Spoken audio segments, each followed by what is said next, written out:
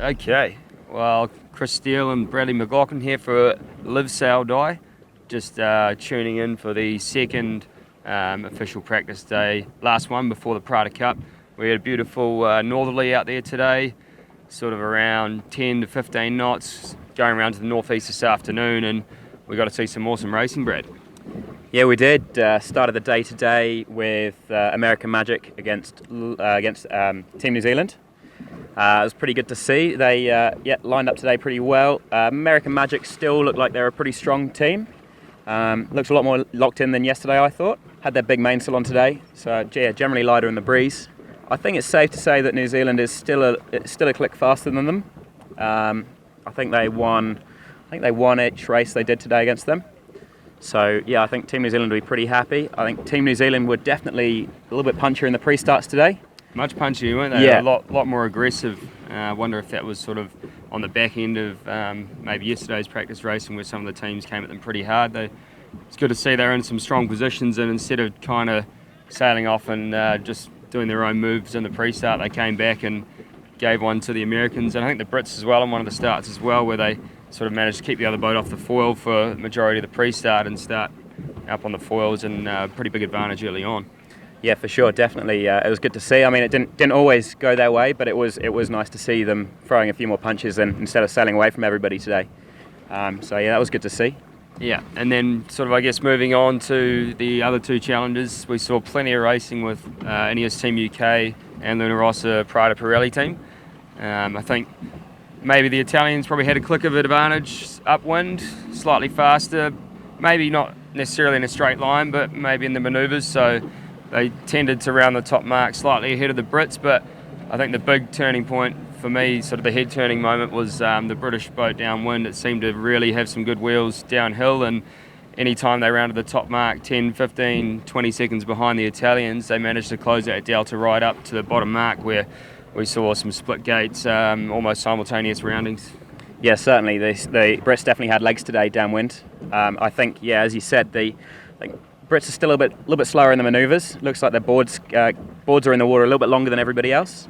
But definitely a big change in them, especially the last race of the day when it was a slightly lighter breeze start, more bottom end of the racing, and the Brits, it looked like they didn't really have any issues getting up onto the foils when needed to under pressure. They were on and off the foils all the way through it, playing around, and definitely put out another strong performance today. Yeah, I wonder how much to do with it looks like they've got a new rudder on since that Christmas Cup, and it seems like the boat's definitely got a lot more lift in the manoeuvres. We sort of saw in that Christmas Cup they were spending a lot of time with two boards in the water, and certainly looked like the bow was sort of lifting up towards the sky as they dropped down in terms of the overall boat speed. But I think maybe with this new rudder, I don't know if it's just got more lift or it doesn't sort of give out when they try and get up high on the foils just before a manoeuvre. But it seems like, yeah, they come out of the manoeuvre a lot more level, still sometimes slightly bow up, but it doesn't look like the stern's going to drop out of the sky and stall as much as it did back then.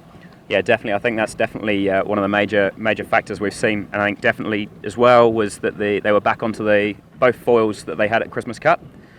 So whether or not they've put new flaps on or they've done some changes there, I believe they're allowed to do 20% changes to the 20% modifications to their foils. So to me it looks like they probably made up for that and done the most they can. And definitely looking like a fast boat at the moment. Yeah. So I mean, in terms of overall conditions, it was got pretty patchy towards the end of the day, and it was really exciting to see some big lead changes, boats coming from behind from pretty big deltas and managing to close that up pretty quickly. So I think we can all agree that all the teams seem like they're getting closer and closer together. There was plenty of exciting racing with some tight manoeuvres here and there with penalties, split gates at both top and bottom of the course, and things like lee bow tacks and slam dunk tacks up the beat as well. So I think it's all starting to look pretty exciting for the Prada Cup this weekend. Yeah, definitely. And yeah, it was watching the last couple of races there, watching Prada definitely trying to see how many jibes they can put in at the bottom in such a small space. It looked like they did a pretty good job there, staying on the foils most of the time there.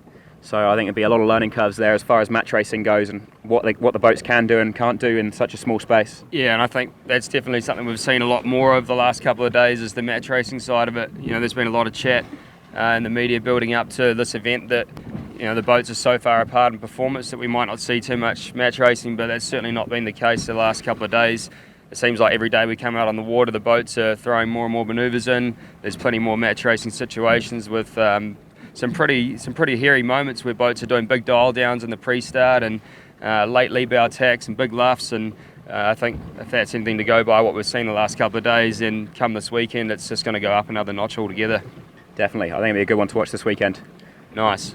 All right, well, on behalf of Bradley and myself and everyone at Live Sail Die, thanks to all our supporters and sponsors. Make sure you go and follow them, show them some love. Without them, none of this is possible. Alrighty, so here alongside me is Paul Feeney, a legendary rugby coach. We thought we'd get Paul out in the water and see what he thought of the boats, up and close. So Paul, bit of a breeze today. Was it anything like you expected it was going to be? Oh, it's been fantastic. Been fortunate to come out today. Thanks very much for the opportunity. These beasts, just to look at them, I don't know much about sailing, but when we were drag racing, coming out here with one of them, just to see the speed they're going at, we're trying to keep up and they're leaving us behind is mind-blowing. So that was fantastic. Great day's racing. Some of the starts there, they were really pushing each other and seeing what they could get out of the boat.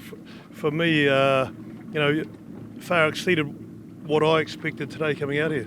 And do you think a lot of that is just the difference in seeing it up close and personal as compared to what you see on the TV where you've got all the graphics and the wide angle shots, seeing it up close in the flesh, was that way more surprising to you? Yeah, it would be like, being on the sideline in a rugby game or down close where you can, feel the hits. And so being this close today, it was just, for me, it was awesome to see that close and how close the boats get to each other and at the speeds they're going, So, I thought they were going to run into each other a couple of times there. But no, it was a fantastic day on the water. And if you had to pick two teams, obviously the Kiwis make it all the way to the America's Cup final, but if you had to pick one challenger from what you saw today, who would be your favourite in these conditions? Yeah, obviously the British have improved massively on that Christmas Cup, but the other challenger for me would have to be the American boat. Nice. I think that's definitely probably the general consensus at the moment for sure, but like you said, the Brits have made some big gains, so I think if anything, what we've seen the last couple of days, if they can continue that improvement rate, then we should see a really strong Challenger Series. Yeah, the Prada Cup, we all want it to be competitive, don't we? The more competitive the better. That's what we love as sports people, so I'm really pleased the Brits have made those big gains and looking forward to watching it come the weekend. Nice, mate. All right. Well, thanks for joining us, and hopefully you can get back out here on the water again soon. Thanks for having me. Yeah, it was awesome.